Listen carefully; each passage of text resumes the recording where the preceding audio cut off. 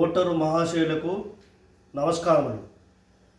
ప్రస్తుతం జరుగుతున్న ఎన్నికలు స్థానిక సంస్థల ఎన్నికలు కావు, రాష్ట్రానికి సంబంధించిన ఎన్నికలు కావు, పార్లమెంటు దేశంకు సంబంధించిన ఎన్నికలు.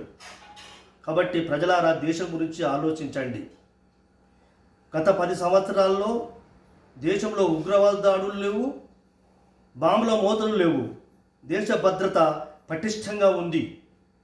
75 సంవత్సరాల వయసులో రోజుకు 18 గంటల చొప్పున దేశం కోసము మన ప్రియతమ ప్రధానమంత్రి నరేంద్ర మోడీ గారు కష్టపడుతున్నారు. మన భారతదేశంలో ఎంతో కాలంగా ఉన్న దీర్ఘకాలిక సమస్యలను సమర్థవంతంగా పరిష్కరించగలిగినాడు.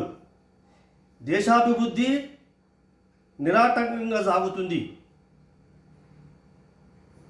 నీతివంతమైన పరిపాలన అందిస్తూ ప్రపంచానికే మన నరేంద్ర మోడీ ఆదర్శంగా నిలిచినాడు.